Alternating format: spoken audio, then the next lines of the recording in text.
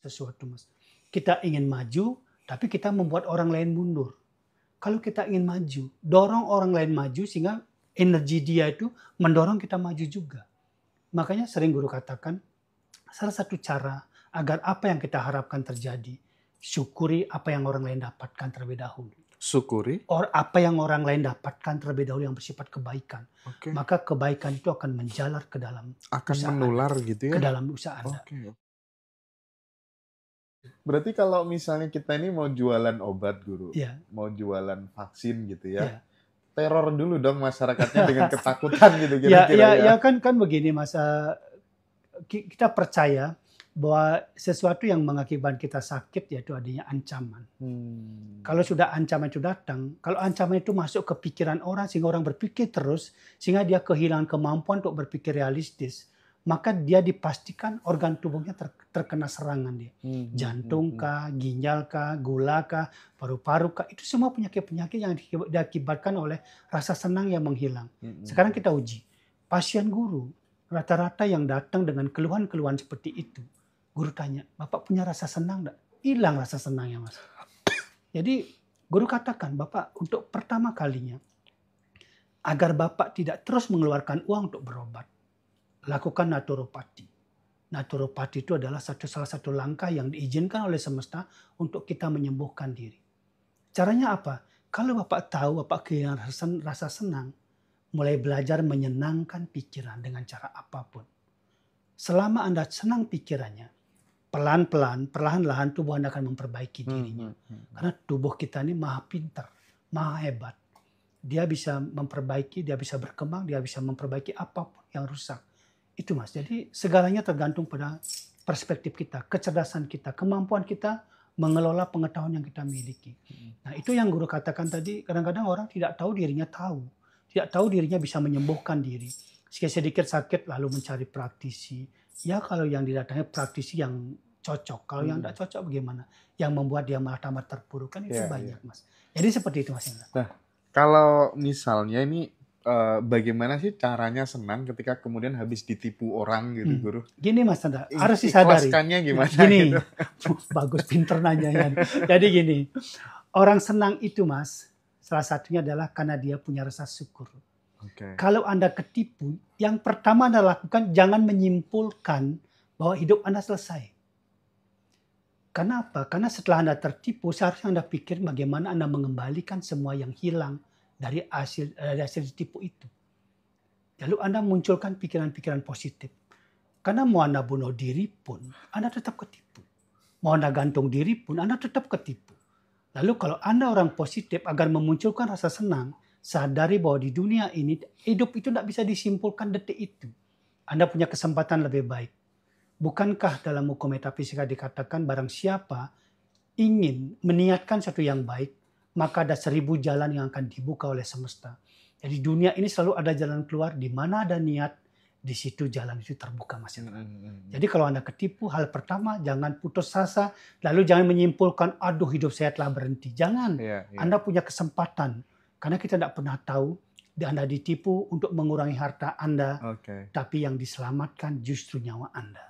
Jadi seperti Jadi tetap positive thinking, positive feeling gitu ya. harusnya begitu. Jadi apapun realitanya. Hidup gitu ya, hidup ini yang bahagia, Mas. Sesungguhnya adalah bagaimana orang bisa bahagia.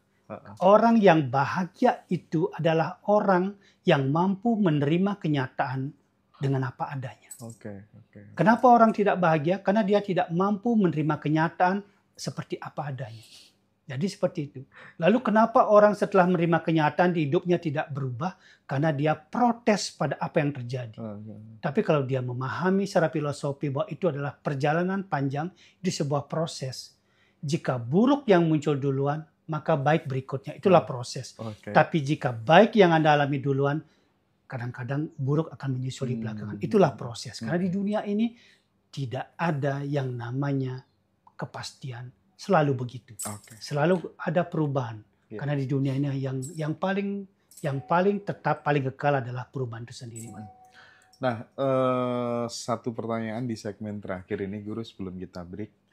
Mungkin nggak sih ilmunya Guru itu, karena banyak sahabat-sahabat yang minta, ayo dong Mas, hadirkan guru Mangku Hipno gitu ya, untuk mengajarkan ilmunya itu kepada banyak orang gitu.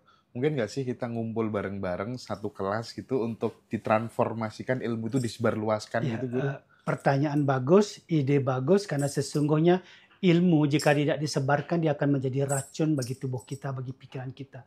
Maka jika Mas Hendra berkenan mengkoordinasi, mengkonsepkan, Mm-mm. guru siap hadir di Oke, seluruh Indonesia. oke. Karena gini Mas Hendra, kalau tidak salah 5 tahun lalu sebelum COVID, guru tuh keliling Indonesia Mm-mm. menebarkan ilmu ini, menyebarkan ilmu ini. Mm-mm. Guru tidak berbicara tentang agama, jadi dari agama pun Oke. bisa masuk. Karena kita bicara tentang spiritualitas dan metafisik. Mm-mm. Semua manusia di dunia ini berhak atas kesembuhan. Semua manusia di dunia ini berhak atas anugerah ilahi. Cuman kadang-kadang caranya tidak tahu. Maka kalau diberi kesempatan untuk datang, untuk berbicara, untuk berbagi, guru siap kapanpun dimanapun. Oke. Jadi seperti itu. Baik, itu ya teman-teman, nanti yang pengen belajar ilmu penyembuhannya seperti apa, nanti teman-teman tunggu kabar dari kita ya. Kita nanti akan segera informasikan biar ilmu ini tersebar luaskan gitu, biar nggak orang-orang sakit datang jauh-jauh ke Bali semuanya gitu ya. Baik teman-teman, tadi kita ngobrol tentang penyembuhan ya, tentang orang yang sakit dan lain sebagainya gitu. Sekarang kita pengen geser ke yang tidak kalah penting nih, bagaimana sih caranya atau rahasianya mengubah impian itu bisa menjadi kenyataan gitu. Nah ini tentu guru Mangku Hipno udah berpengalaman dalam konteks itu gitu ya. Sekarang yuk kita dengerin bersama-sama ujangan nasihat beliau supaya teman-teman semua, anak-anaknya, adik-adik kita yang punya impian itu bisa terwujud jadi kenyataan. Itu rumusnya bagaimana? Mindsetnya seperti apa? Monggo guru. Ya, yang pertama-tama ketika para sahabat dimanapun berada memiliki mimpi dan ingin banget mimpi itu menjadi kenyataan. Itu ada cara yang paling spesial sebenarnya di dunia ini. Yang pertama bahwa kita harus sadar apapun yang terjadi di dunia ini itu atas seizin Tuhan, seizin ilahi. Jadi pertama yang harus Anda lakukan adalah berdoa. Doanya apa? Katakan, Tuhan, apa yang kami belum miliki, segera hadirkan dengan usaha yang paling ringan gitu. Kenapa Dengan paling usaha ringan? paling ringan? Kenapa paling ringan? Karena kita hidup itu udah berat. Jadi kita minta yang paling ringan. Setuju. Karena kadang-kadang kita terlalu membesar-besarkan, mendramatisir, jadi segalanya terasa berat gitu. Kalau Tuhan mau cuma segitu selesai semua gitu. Jadi guru selalu nih secara praktis, sebagai praktisi mengatakan, Tuhan jika ada pasien saya yang memimpikan kesembuhan, berikan dia sembuh dengan cara yang paling ringan. Misalnya kita tidak usah ngapa-ngapain, kita tiup, sembuh. Itu kan ringan Mas, tidak perlu apa-apa gitu. Nah yang kedua, ketika Anda punya mimpi, jangan lupa Anda jadikan kenyataan. Kadang-kadang kita bermimpi asik gitu. Kita seperti berada di alam tidur. Kita mimpi, begitu bangun hilang semua. Bagaimana caranya menjadi kenyataan? Yang pertama, lakukan sesuatu yang bersifat positif. Ingat, positif. Kadang-kadang kita punya mimpi, lalu kita mencoba melakukan sesuatu, dimulai dengan negatif. Negatif itu artinya tidak ada konsep yang Anda gunakan. Hidup ini harus terkonsep, Mas. Gitu. Dan konsep-konsep yang dipergunakan untuk mencapai keberhasilan yang lebih baik adalah kita menyadari kekurangan kita. Jadi jangan dulu mencari kelebihan kita. Mulai dari kekurangan kita. Nah, ketika kita tahu kekurangan kita, kita introspeksi, kita koreksi. Apa yang harus kita butuhkan agar kekurangan saya berubah menjadi kelebihan. Satu, kalau Anda kekurangan ilmu pengetahuan untuk menjadikan mimpi Anda menjadi kenyataan, belajar. Belajar itu ada 3. Boleh belajar sendiri, sehingga dia menghasilkan empirisme, pengalaman. Itu ilmu. Boleh belajar di bangku-bangku kuliah, bangku sekolah, atau membaca buku. Itu akan melahirkan sifat-sifat ilmiah atau rasionalitas. Yang diperbaiki adalah pengetahuan otak kita. Nah, yang terakhir, kalau kita tidak kemampuan untuk belajar secara di buku, kita tidak bisa belajar karena kita malas membaca. Lalu yang kedua, kita juga malas menggali sesuatu. Kita belajar pada orang-orang yang telah memiliki kemampuan di bidang itu. Datangi. Kenapa didatangi? Karena kita bawa gelas kosong ke situ. Pak, saya bawa gelas kosong, diri saya kosong nih, tolong diisi. 1 bait, 2 bait kalimat yang beliau ucapkan, simak. Kadang-kadang orang datang bertanya, dia sudah membawa perspektif dalam dirinya. Inilah yang sesungguhnya banyak orang bermimpi tidak bisa dijadikan kenyataan. Karena ketika dia menggali, dia masuk kanan, keluarnya ke kiri. Jadi kalau Anda ingin belajar menjadikan mimpi itu menjadi kenyataan cepat, belajar salah satunya kepada orang yang sudah mengalami terlebih dahulu. Tanya mereka. Tidak perlu kita mengalami susah payahnya, tapi tanya kesimpulannya. Apa yang beliau lakukan. Lalu modifikasi dengan cara Anda, dengan kemampuan Anda, dengan bakat Anda, dan dengan kemampuan-kemampuan yang Anda miliki, meskipun kecil, tetap itu harus dicampur. Kenapa dicampur? Karena tidak semua pengalaman orang cocok dengan kita, karakter kita, Mas. Nah, jadi cara termudah agar mimpi kalian menjadi kenyataan, simpelnya adalah 1, tambah pengetahuan. Yang kedua, koreksi diri. Tahu kekurangan. Setelah tahu kekurangan, tanya orang lain untuk melengkapi kekurangannya. Dan dari semua itu, sempurnakan dengan doa. Jangan lupa. Karena sepintar apapun Anda, sehebat apapun Anda, secanggih apapun otak Anda, jika Tuhan tidak berkehendak, itu semua tidak akan pernah terjadi. Mimpi Anda hanyalah sekedar mimpi. Jadi untuk mencapai mimpi menjadi kenyataan, jangan lupa sempurnakan kerja keras Anda, kerja cerdas Anda, segala usaha Anda dengan satu hal, doa. Itu, Mas. Kalau misalnya pakai analogi begini, Guru. Ketika kemudian kita itu punya sebuah mimpi, itu ibaratnya kita sedang menanam pohon gitu ya, supaya kemudian tumbuh, lebat, dan berbuah kan butuh yang namanya pupuk gitu. Nah, mungkin nggak kemudian pupuk itu adalah perbuatan baik yang acak, yang random gitu. Kita pokoknya udah aku pengen berbuat baik aja supaya kemudian mimpiku itu terwujud jadi kenyataan. Nah, itu bisa mempermudah, mempercepat terwujudnya impian jadi kenyataan apa enggak, Guru? Ya, salah satunya gini, Mas Indra. Jadi salah satu yang bisa membuat mimpi Anda lebih cepat menjadi kenyataan, itu prosesnya lebih cepat itu maksudnya. Bukan menjadikan mimpi Anda kenyataan, tapi prosesnya lebih dipercepat. Caranya dengan berbuat baik. Membaikkan sesuatu, dimanapun, kapanpun. Jangan sampai Anda ambigu, Anda mengatakan, saya ingin memperbaiki kehidupan saya, kualitas kehidupan saya. Lalu Anda harus membaikkan sesuatu. Tapi kadang-kadang perilaku kita tuh justru memburukkan sesuatu, Mas. Kita ingin maju, tapi kita membuat orang lain mundur. Kalau kita ingin maju, dorong orang lain maju sehingga energi dia itu mendorong kita maju juga. Makanya sering Guru katakan, salah satu cara agar apa yang kita harapkan terjadi, syukuri apa yang orang lain dapatkan terlebih dahulu. Syukuri? Apa yang orang lain dapatkan terlebih dahulu yang bersifat kebaikan. Maka kebaikan itu akan menjalar ke dalam usaha menular Anda, gitu ya? ke dalam usaha Anda. Kalau Anda melihat orang sukses, senang melihat orang senang gitu ya? Itu, senang melihat orang senang, benar. Itu selalu menjadi tagline di mana-mana karena fakta realnya. 43 tahun Guru berpraktek, kenapa Guru berada di posisi ini? Karena Guru selalu mensyukuri apa yang orang lain lakukan dan itu bisa membuat orang bahagia. Jadi bahkan kalau Guru lari pagi gitu, yang Guru lakukan adalah ketika Guru melihat orang tuh bawa apa gitu jualan jam 4 pagi, Guru merasa hebat orang itu. Saya bersyukur melihat orang seperti itu. Jadi itu Guru gunakan sebagai salah satu elemen untuk belajar gitu. Bahwa kalau saya bangun pagi jam 4 hanya untuk lari, Mas. Tidak ada beban apapun.